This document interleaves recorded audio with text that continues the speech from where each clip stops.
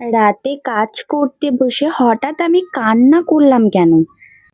So hello everyone, আমি তোমাদের প্রিয়া চলে এলাম নতুন একটা ভিডিও নিয়ে। রাতের কাজগুলো একটু তাড়াতাড়ি করছিলাম কারণ কাল যাব আমার অনেক দিনকার একটা স্বপ্ন বা ইচ্ছে বলতে পারো, এতদিন পর পূরণ হবে, তাই আমি একটু ইমোশনাল হয়ে কান্না করে দিলাম।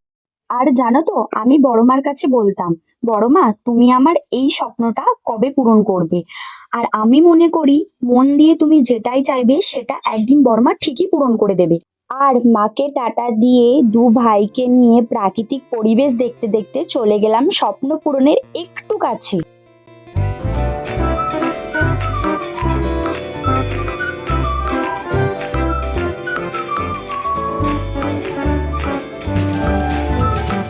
আর গাড়ি রেখে চলে গেছিলাম স্টেশনে, কারণ ট্রেন আসার সময় হয়ে গেছিল। জানো তো, আজকে ট্রেনে ভালোই ভিড় ছিল। ভাই আমাকে বলছে, দিদি তুই যেতে পারবি তো? আমি ভাইকে বললাম দেখাই যাক না কি হয়।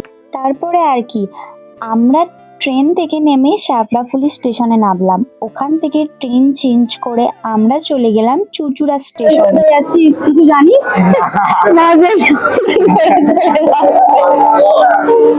জানো তো, ট্রেন থেকে নেমে আমার ভাই চলে যাচ্ছে সামনের দিকে, আর আমরা এতটা কেন খুশি আছি তোমরা হয়তো এটাই ভাবছো, তাই না? আসলে আমরা চুঁচুড়া থেকে যাব নৈহাটি বড়মার কাছে, তাই আমরা এতটা খুশি। বড়মার কাছে এইটুকুনি আশা করব, বড়মা তুমি আমাদের মুখে এই হাসি আর আমাদের এই খুশিটা যেন সারা জীবনের জন্য রেখে দাও। জানো তো, আমাদের না খুব ইচ্ছা ছিল যে বড়মার কাছে যাব, কিন্তু কোনো না কোনো বিষয়ে আমরা না যেতেই পারছিলাম না। আর আগের দিন এত কান্না করার পরে আমার মনে হয় সেই প্রার্থনা বড়মা হয়তো শুনেছিল, তাই হঠাৎ আমরা আজকে বড়মার কাছে যেতে পারছি। এই যে কথায় বলে না, যে তুমি যখন চাইবে তখন তুমি যেতে পারবে না, কিন্তু বড়মা যখন চাইবে তখন তুমি যেখানেই থাকো তুমি কিন্তু ঠিক পৌঁছে যাবে। আমাদের সাথে ঠিক এটাই হয়েছে। জানো তো, অনেক দিন আগে থাকতেই আমরা ভাবতাম যে আজ আমরা বড়মার কাছে যাব, কিন্তু কোথাও না কোথাও দিয়ে কিছু না কিছু করে আটকে যেত, যাওয়াই হতো না। অনেক চেষ্টা করতাম, যাওয়া হতো না, আর অনেক চেষ্টা করতাম যাওয়ার, সেই জন্যই যাওয়া হতো না। ওই যে কথায় আছে না, যে তোমার সাথে যখন অনেকটা খারাপ হচ্ছে, একটা সময়ের পর গিয়ে তোমার সাথে ঠিক ততটাই ভালো হবে। ভগবান যা করে মঙ্গলের জন্যই করে, এটা আমি বিশ্বাস করি। যাই হোক, আমরা দেখতে পাচ্ছ পুরো নৈহাটি লঞ্চ ঘাটের কাছে চলে এসেছি।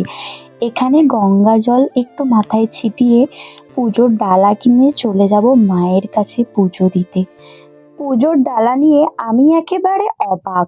জানো তো, আগে কোথাও পুজো দিতে গিয়ে এত বড় লাইন দেখিনি। তারপরে আবার কি, লাইনের শেষে গিয়ে দাঁড়িয়ে পড়লাম।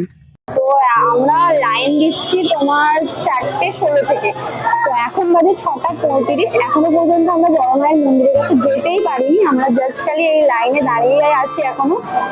তো ওই দেখো, ওইদিকে ব্যানারটা একটু দেখতে পাচ্ছি, জানি না আমরা কখন পুজো দেবো, দেখা যাক।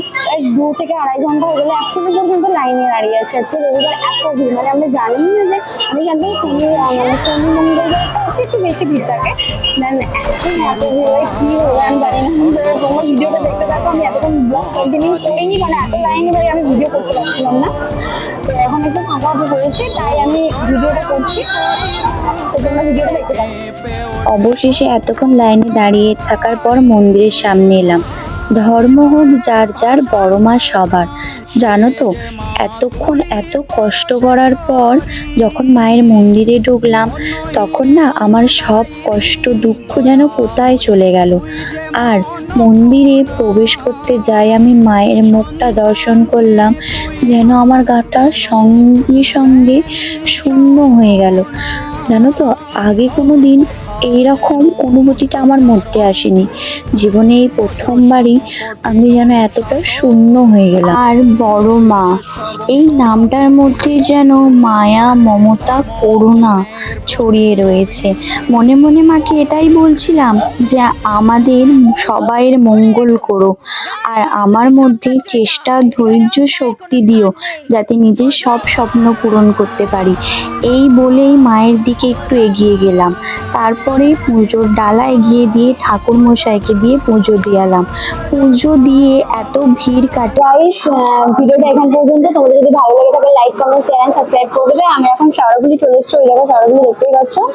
তো বেশি লেট করবো না, আমি লেট হয়ে গেছে, 8টা বেজে গেছে, তো বাড়ি যাচ্ছি। তো ওখানে দেখো ভাইরা বসে আছে, তো দেখাচ্ছি পরে ভিডিওতে। বাই।